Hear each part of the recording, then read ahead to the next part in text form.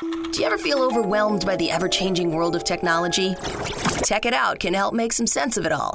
Breaking down geek speak into street speak, technology columnist, author, and TV personality Mark Saltzman covers consumer technology each week for every listener. Mark tackles the latest news, reviews, and how-tos to help you understand what's hot, what's not, and why. Hey everyone, welcome to Tech It Out, episode 120, and the first show of November. Hope you all had fun for Halloween. Of course, being the geek that I am, I went as Google Maps for our Halloween party with my wife, Kelly. You can see pictures on social media if you want to search for my name, Mark Saltzman. That's Mark with a C. Yeah, we always have this annual Halloween party for our friends. And this time we had like streets all over us and little icons for, hospital or driving and the Google logo. And we had the little red sort of destination dot over our heads, A and B. So it was fun. Anyhow, we have a great Tech It Out planned for you this hour. In a moment from now, we'll catch up with OpenTable to hear what's new with this 20-year-old service. The answer is a lot. Then we'll go from OpenTable to Nextdoor, another popular app and website, but this one focusing on building private social networks, communities based on neighborhoods. Also on the show, we'll talk about tech for seniors when we check in with Hero Health, and we talk all about smart medication dispensers. All of this and more on this week's Tech It Out. All right, let's kick things off. When you want to book a dinner reservation, do you do it the old-fashioned way, like pick up the phone and call the establishment? If you've done that, then they're either not open, as you likely know, they don't pick up, or it's super noisy, or they sound distracted, or all of the above, or instead have you opted for a more civilized and convenient way of booking a reservation? And no wonder an app and website like OpenTable is super popular. To tell us all about it, including what's new with the service, we're joined by Joseph Assas. He is the Chief Technical Officer at OpenTable. Welcome to the show, Joseph. Good to be here, Mark. Thank you for having me. Why don't we start right from the top? Tell us something that we should know already about OpenTable. I know it's been around for a couple of years, maybe like an OpenTable 101, and then perhaps something that we might not know about OpenTable. Sure. So yes, like you said, OpenTable has been around for a while. It's been 20 plus years. And in essence, OpenTable is a marketplace connecting diners to restaurants. We have over 52,000 restaurants on our platform. Wow. So it's a big scale. And we have millions and millions of diners who come to us to discover restaurants and can decide where they want to go for a special occasion or for a business lunch or for regular occasion. Doesn't really matter. Mm-hmm. And OpenTable allows those diners to make reservations, and it's all in real time. So the availability is in real time available. So reservations are guaranteed. The moment you made a reservation, it's there. You can do it 24 hours a day. Doesn't have to do it only in hours and the restaurant is open. And we offer a lot of information for diners to make that decision. What's your most popular platform? How are your customers using OpenTable the most? Definitely mobile, and iOS within mobile would be most popular for sure. Okay. It is available for Android as well, but the iPhone or iPad version is the most popular. And then there's also a website, as I hinted at off the top of our interview, so you can use a desktop if you want. Yes, we're available on all platforms that people use out there. Over the years, mobile became more popular like everything else, and it's on the go. It's very convenient for folks. And so no wonder that mobile is very popular as well. Sure. What about smart speakers? I know that there's OpenTable support for Amazon Alexa and I think Google Home or Google Nest family of products as well. Yes, you can make reservations with your voice as well. Like you said, Alexa and Google. You can do it through Siri on Apple. So we support all the platforms. Right, even Apple Watch, from what I understand. So however your customers like to engage with their technology or their services, you're there. So walk us through the process. For those who are listening who have not yet used OpenTable, do you sign up? And if so, is it free? And then walk us through what it's like to book a dinner reservation, for example. Right. So from a diner side, from a consumer side, you just download the app or you go to the website. You don't have to sign up. You can just browse all the restaurants that we have available in your area or anywhere you travel to. And you see availability in real time. You just say, I want to go tomorrow night at 7 p.m. And you can see all the restaurants that are available tomorrow night at 7 p.m. for how many people. Mm-hmm. And you just say, actually, 7:30 maybe works for me perfectly. You click on that. You enter your name, your phone number, your email, and you're done. So it's super simple, super fast. We pride ourselves on how fast people actually get off our platform. They just find what they want and they do it. It's free, no payments, no anything, and so it's very convenient. And as you said, Joseph, it's in real time, so that means that if there is availability at 7:30 at that favorite restaurant of yours, it'll tell you right away. Otherwise, it may suggest an alternative like 7 or 8 if it's not available, right? That's exactly right. So our software sits inside the restaurant, and because our software sits inside the restaurant use it for all things, not just the diners that made reservations on OpenTable. They use it for people who call, people who walk in, and so we know in real time what's available, what's not available in the restaurant. And that's how you see that availability online. We're chatting with Joseph Assas. He is the CTO at OpenTable. We're talking about the extremely popular app and website. And in a moment, I'll as the CTO, I do want to pick your brain, Joseph, about where you're going in the near future. But as a restaurant owner, and I know there are some restaurateurs who tune into this program, getting started with OpenTable is also as easy as it is for a customer? Absolutely. So as a restaurant, you have a choice of all kinds of software that you use in your business to manage your kitchen, to manage scheduling, people. But one of the choices you got to make is what software you use for what we call table management, to actually manage your inventory of seats and tables and CRM aspects inside that restaurant. You go to OpenTable, you click on a restaurant link, and you can learn everything about it. We contact you so we can understand every restaurant a little bit unique. So we're going to understand kind of your floor plan, how you like to run your restaurant. And we're going to set you up and go. You can do it within an hour. Why OpenTable compared to other services like, say, Yelp reservations or Book a Table or any of these other competitors?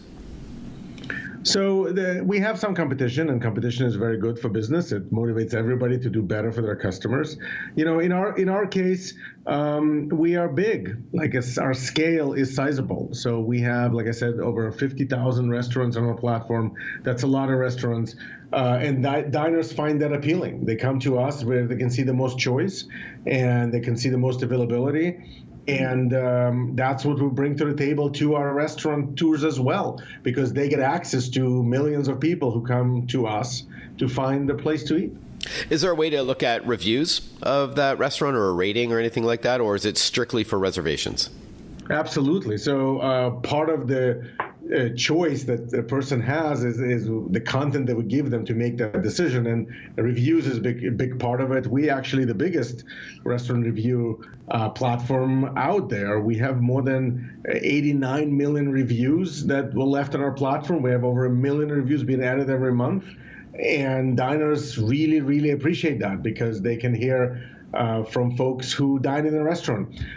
One unique thing about us is that we don't let you leave a review unless we know you've been in that restaurant, because our platform sits inside the restaurant. So if you made a reservation and you didn't show up, you're not going to be able to leave a review. Only if you've been seated in that restaurant will ask you to leave a review. So our reviews are in some sense verified, and people actually know that they reading stuff that folks wrote when they've been in the restaurant. Yeah, it helps to weed out fake reviews written by maybe competition or something like that. Hotels.com is an app that also does that, where you have to have stayed in that hotel in order to leave a review, where other travel and hotel websites are not like that.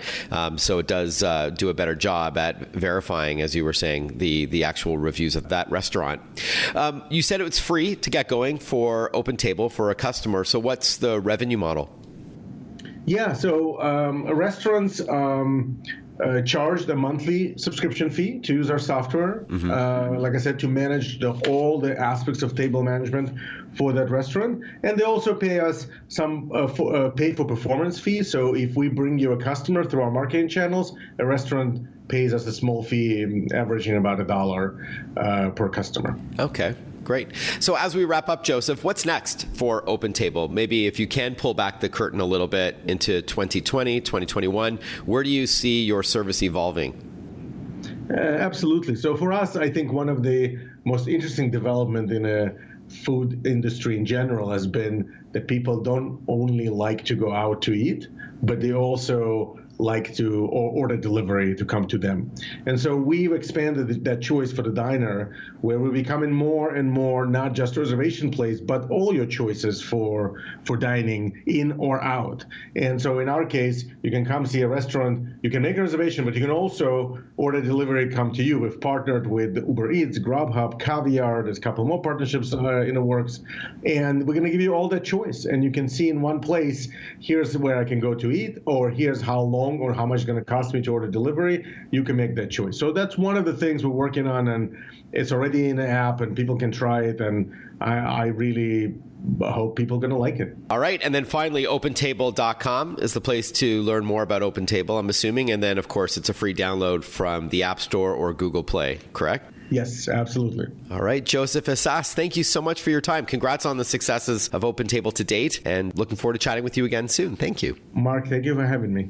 You know, OpenTable is one of those sites and, of course, apps that was already popular years and years ago, and I really didn't start using it until fairly recently. It's one of those things where everybody uses it, but I was like, oh, I guess I'll try it. And it's kind of hard going back to the old way after you get used to using it. Hey, Tech It Out is powered by ASUS, the company that creates technology for today and tomorrow's smart life, including its line of award-winning laptops, desktops, monitors, smartphones, tablets, smartwatches, and much more. For those in search of incredible, visit asus.com/US/radio for more info. That's asus.com/US/radio.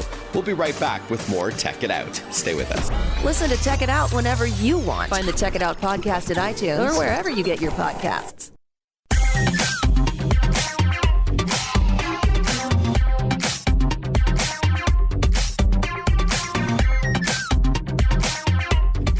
Welcome back to Tech It Out. This show is brought to you in part by Western Digital and its super rugged G Technology branded Armor ATD portable hard drives.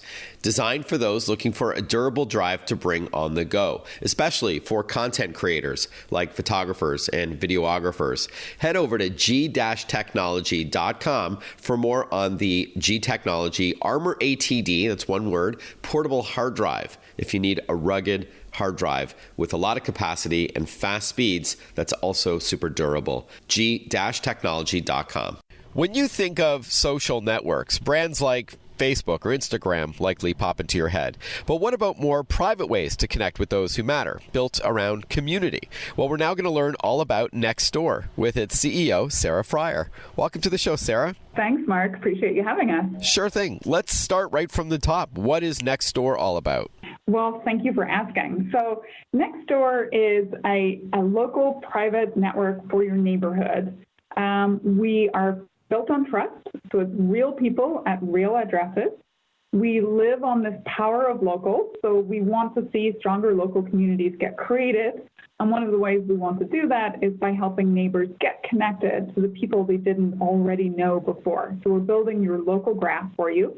And then with that local graph, we're helping you stay informed about what's going on around you and get things done in your everyday life, like find a plumber, get a babysitter, maybe you need a dog walker, all sorts of things. So Nextdoor is a private social network, in other words, for your neighborhood, as you mentioned. Is this opposed to a public or open social network? Can you maybe elaborate a little bit more on that? Yeah, so when you come to Nextdoor, you'll find that as you get onboarded onto the platform, we go through what I would call a little bit more of a frictionful onboarding experience. So it's not just give us your name, email, password, and you're in.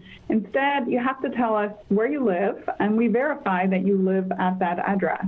And we do that because we know that the neighbors who are coming into a neighborhood want to know that the people that they're talking to actually belong in that neighborhood. You truly are your neighbors. So we take a little bit more effort up front, or actually a lot more effort up front, to make sure that that verification process has happened. Okay. Got it. And then when you're posting to see, hey, anybody know of a good dog walker, or is there a walk-in medical clinic around here? This is more private. It's not like an open public network like a Facebook or Twitter might be. Yeah, that's exactly right. So as you make that post then is only going to your neighbors or to your nearby neighborhoods. And you can actually toggle how far you want your particular post to go. And that's important because we know that when people have the confidence that it's staying within their neighborhood, they're potentially a little bit more open. It might be personally, so we see people often talk about things like loneliness. Maybe seniors who haven't gotten out of the house for a while will post on Nextdoor, just seeing if there's other folks around who would like to go visit the local pub or go visit the local coffee shop. We see a lot of the younger generation actually posting about things like, I'd like to get my first job. I'd love to tutor your kids. I'm great at math. Or maybe putting their hand up to say, I can be the local dog walker. And we know that parents trust their teenagers posting on Nextdoor because it is just going to local neighbors.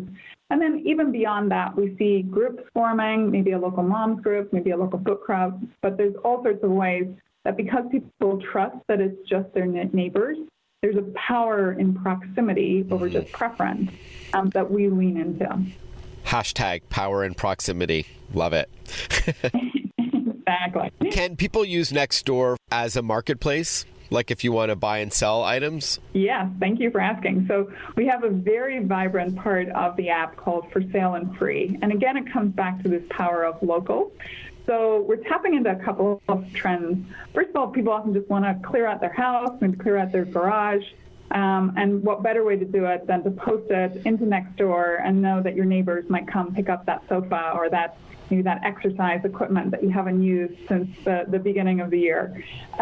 What they're able to do, the reason why they'll often come to Nextdoor is this trust as well. So you know that it's going to be your neighbor that's showing up at your front door to maybe look at the couch that's for sale. And that trust gives people just a lot of confidence to make that sort of post. But we also see people do things, I love this bit, I call it like the non-economically rational thing, because they're trying to build social capital. So in my neck of the woods in the U.S., people often will put Warriors tickets online in my local community and sell them at face value. Now they could probably go make a lot more posting that onto a different classified site. But really why they're doing that is they want to give something back to the local community. And if you could make a neighbor happy by letting them go to the Warriors game because you can't make it, it's a great way to potentially build a relationship which pays back. Maybe that same neighbor returns the favor and, pulls in your trash cans when you're on vacation or something. So there's both the economics of wanting to clear stuff out of your house, maybe make a bit of money on the side, but there's also the building of community that goes on when neighbors help each other. Hey, we'll continue our chat with Nextdoor in a moment. If you have any suggestions for me on a future Tech It Out topic you'd like me to tackle, a guest you'd like me to interview, product you'd like me to review, or a service, hit me up either privately or publicly. Privately, my email is simply tech@marksaltzman.com. That's TECH@MARCSALTZMAN.com. And then on social media, you can write me a post if you like, or you can DM me, you can direct message me on Twitter, Instagram, LinkedIn, Facebook, or post a comment to YouTube if you like. Again, we'll be right back with Nextdoor to continue our chat. Tech It Out is powered by ASUS, creating technology for today and tomorrow's smart life, including its line of award-winning laptops and desktops, monitors, smartphones, smartwatches, tablets, and other products, including their line of gaming gear under the ROG or Republic of Gamer brand. Awesome stuff. ASUS.com has more. We'll be right back with more Tech It Out. Want to follow Mark? Google him. Mark with a C and Saltzman with a Z.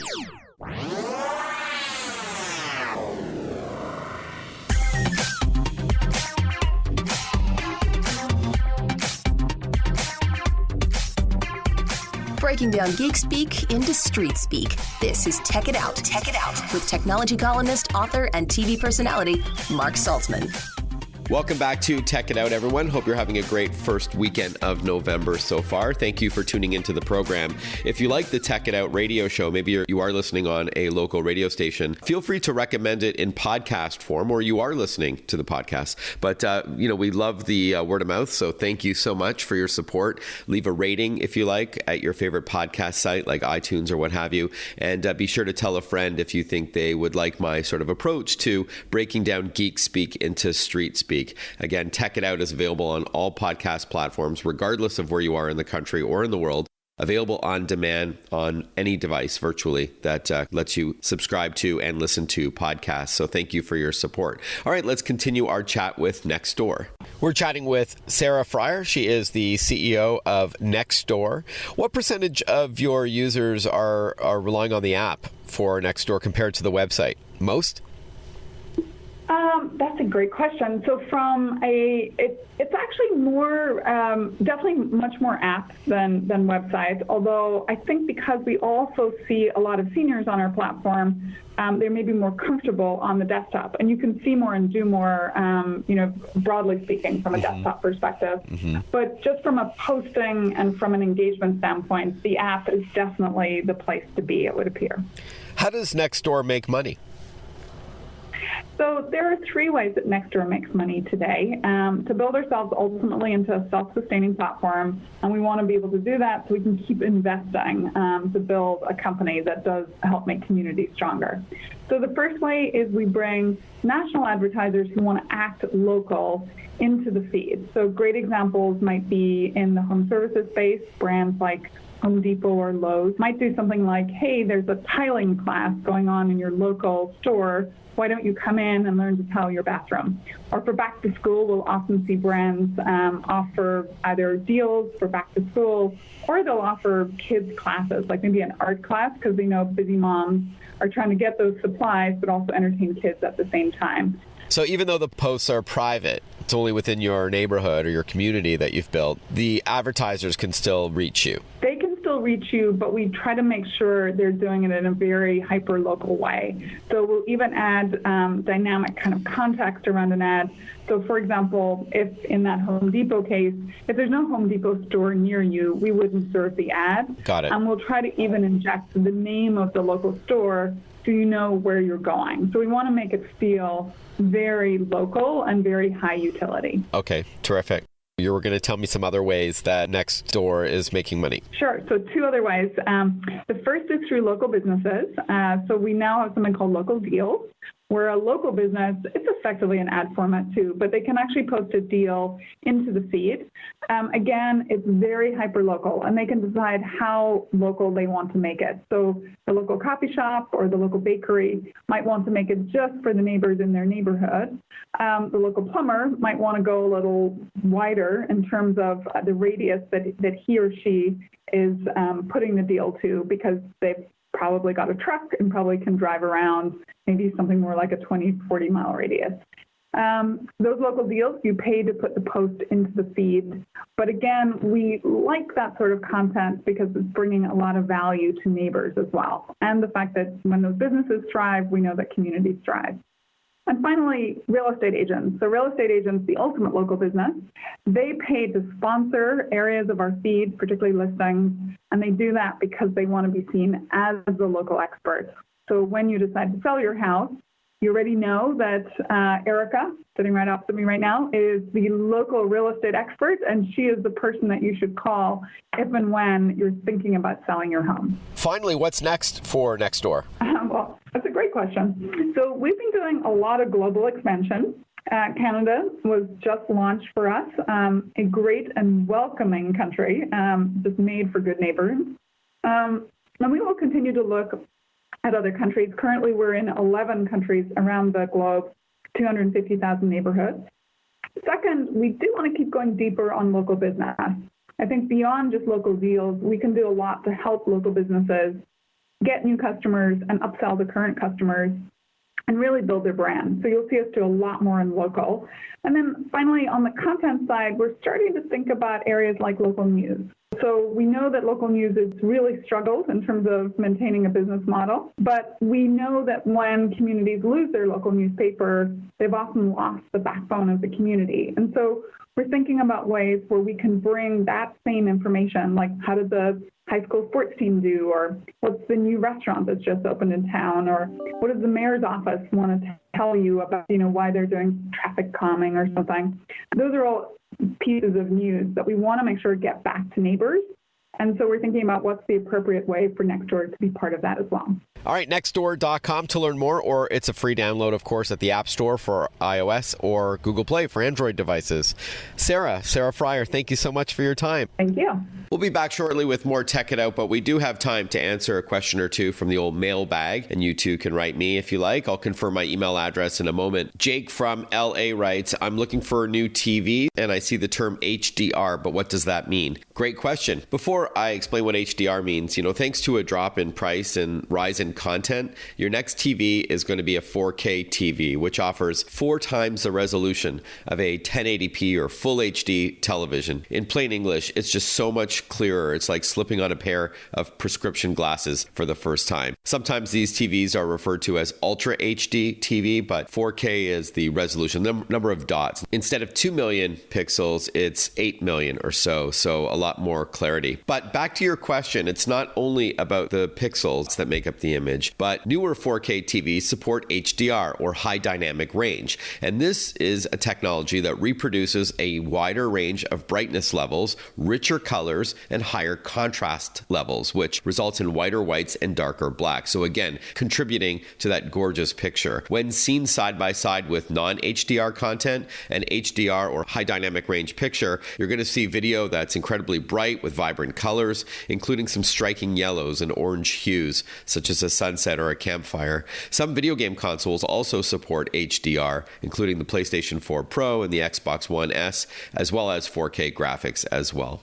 Next up, Nicola R. writes, my computer seems to be working fine, so do I need to bother upgrading my operating system? The short answer is yes. You should have your computer to automatically update the operating system, whether it's a Windows PC or a Mac or Chrome, because there's always issues that are bound by the engineers. They can patch them up, do these security patches, and then often they introduce new features over time as well. You can email me your tech questions at tech@marksaltzman.com, TECH@MARCSALTZMAN.com.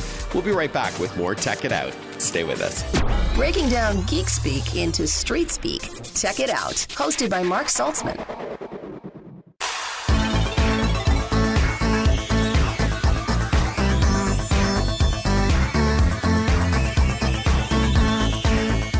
You're listening to Tech It Out on the Radio America Network. Thanks for tuning in. Did you know that the number of Americans aged 65 and older is projected to more than double from today, 46 million today, to over 98 million by 2060? And so you're going to hear a lot more about the phrase aging in place, how we can help seniors live longer independently instead of having to go to an assisted living environment. Medication managers could be part of that solution. And so I invited onto the show a company called Hero that empowers caregivers and helps to solve the complex issue of medication management and adherence. We're joined by Cal Vapuri. He is the CEO and founder of Hero. Welcome to the show, Cal. Thanks, Mark. Thanks for having me. Pleasure. So I touched on in my introduction, Cal, how big the seniors segment is today with baby boomers and how big it's going to get. So technology can really help them live longer at home, correct? Absolutely. There's many aspects to seniors aging at home, and some of the many challenges range from personal management, so everything from hygiene to daily mobility, but also stretch into more medical needs like medication management, measurement of certain biometrics, things like blood pressure and blood glucose, etc. We invented Hero to serve folks along the lines of both medication management, but also tying that information and making it usable in the context of all of the other information you're tracking about yourself as you try to stay in the home. Okay, got it. And I guess the issue is, especially with seniors who may be living with dementia of some sort, like Alzheimer's, is that they can either forget to take their medication if they don't have someone there or something reminding them, or they can take it twice because they perhaps forgot that they already took it. So pill management systems are one of the solutions. And as a journalist, by the way, as a tech writer, I've covered this space a lot, everything from putting sensors in doors and medicine cabinets and fridges that can tell a caregiver and a loved one, like if the person hasn't left their bedroom by a certain time, for example, or if they haven't opened the fridge, fridge by a certain time, as well as things like cameras with consent, things like wearables, like pendants, like fault detection and blood pressure. So there's a lot of solutions, of which medication management is part of. So with that in mind then, Cal, please talk to us about Hero and what products you create. Absolutely. So Hero at the end of the day is a end-to-end medication management solution. So what that basically means is we try to make medication management invisible in the home. So when we're doing our best for you're not really thinking about medication management at all. And so that's everything from sorting medication, dispensing it at the right times, providing notifications, reminders, and alerts, both to the user as well as the caregiver, if there are caregivers involved in the individual's care. We also have a program that we call Hero Fill, which is our partner pharmacy program, where Hero works to ensure that there's no gap days between refills for your medication, and that all of the payment information with your insurer is appropriate, so that there's no additional delays beyond the shipment of medication to your home. We also try to sync medication so that you're not receiving medications at many different times. The Hero system stores up to 90 days of medications, and it's up to 10 different medications. So once you actually set up Hero for the first time, we try to make it as close to a set it and forget it experience as possible. I think that's a good idea. Yeah, and they say the best technology is invisible. And especially when you're dealing with seniors who may wrestle a little with technology compared to, say, millennials, less is more. And the easier the interface and the easier the process, then the more success, no doubt, you'll find. And I think you've already touched on this, Cal. We're chatting, by the way, with Cal Vapuri, CEO and founder of Hero. How your products differ from other pill management systems. I've already heard a couple of things that you've mentioned that make it stand out from others like ePill and some other competitors. But is there one key differentiator you'd say? So Hero's system does not require any configuration. Any solid oral dose medication can fit in the system. It stores up to 10 different types of medication, so it has 10 cartridges. Each cartridge stores up to 90 days worth of medication. And once the system is set up, which is a very simple process, takes less than 5 minutes. At that point, everything is fully automatic. So all the sorting is automatic, all of the dispensing is automatic. If you want to look at your historical information or any reporting, you can do that automatically in the app or through the web. All notifications, drug interaction alerts, reminders, etc. All of that is automated as well. And then finally, the integrated refills based on actual inventory data that we have in real time as well. So there's a number of different ways in which we're differentiated. I would say the primary is recognizing that there's no configuration required. There's complete automation of the sorting and dispensing. And then finally, we provide integration with refills for up to 90-day scripts. We'll be back shortly with more Tech It Out when we continue our chat with Cal Vapuri, CEO and founder of a company called Hero Health, the makers of medication management systems designed primarily for seniors, but not exclusively.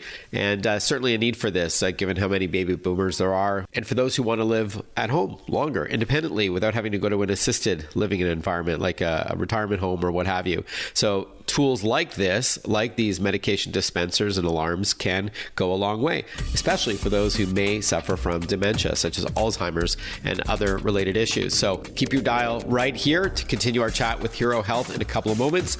You are listening to Tech It Out, powered by ASUS. We'll be right back. Follow Mark Saltzman on Facebook, on Twitter, on Instagram. Listen to Tech It Out whenever you want.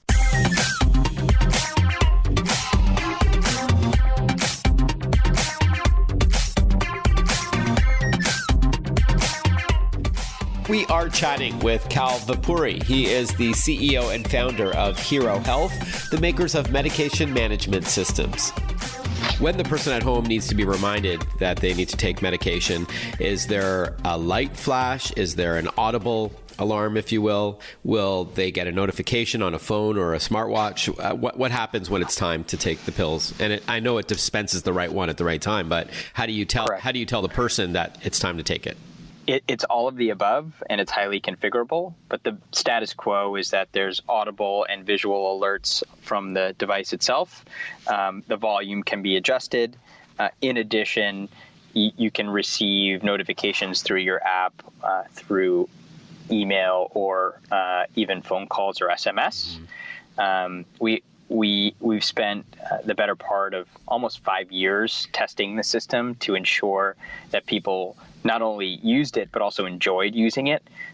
So there's a lot of nuance and experience that has gone in that process to create not just the default experience, but also the highly configurable access as well. With Hero's line of medication management products, the companion app, is it more for the caregiver or for the person living at home? So there's about 75 million individuals who have 2 or more chronic conditions in the United States today. The majority of them are seniors, but many of them are not. So we have a mix of users for the app product, and I would say that it's certainly not just for the caregiver. In fact, many of our members, whether they're seniors or not, use the app quite religiously, and part of it is because it's access to information that you never really had before, but also it gives you a sense of comfort because you can access drug information, you get notifications around drug interactions, you're told when you're running low on any particular medication or when a new HeroFill refill is on its way. So it's something that people have gotten to be very comfortable with, no matter how tech savvy you are. Could the app tell a caregiver that the person did not take their medication, even though it was dispensed? Oh, absolutely. Yeah. So if you dispense your medication and the cup that the medication is dispensed into is not removed and returned, then that would be a notification. Oh, cool. We spent a lot of time again as well ensuring that cycle was very clean and easy, and it's a very natural experience. So there's no special work required for that to happen. All right, Cal. So finally, how much do the Hero medication management products start at, and where can we learn more? Absolutely. Well, thank you for the time. You can learn more about Hero at www.herohealth.com. Our system today is $399 upfront for the first year, inclusive of membership. Thereafter, it's $10 a month. That includes free shipping on all HeroFill reorders and refills. It also includes 24/7 customer service access and customer support access, as well as unlimited usage of caregiver notifications and app tools. Okay, great. Cal Vapuri, thank you for your time. Congratulations on the success of Hero and for sharing the information with the audience. I appreciate it. Thank you so much, Mark. Really appreciate the time as well. We're almost out of racetrack on today's Tech It Out, so thank you for tuning into the program. This show is powered by ASUS. Thank you for your continued support. ASUS creates technology for today and tomorrow's smart life, including its line of award-winning laptops, desktops, monitors, smartphones, tablets, smartwatches, and much more. For those in search of incredible, visit asus.com/US/radio for more info. That's asus.com/US/radio. I also want to acknowledge we have a new sponsor, Western Digital, and its super rugged G Technology branded Armor ATD portable hard drive. You got to see this thing. It's designed for those looking for a durable drive to bring on the go, especially for content creators like photographers and videographers, and even journalists like myself. I always back up my important files just in case something happens to my laptop, just in case it's stolen, lost, or damaged. And so I always have an external drive, and this one is super rugged. Again, it's from WD Western Digital. You can go to g-technology.com for more.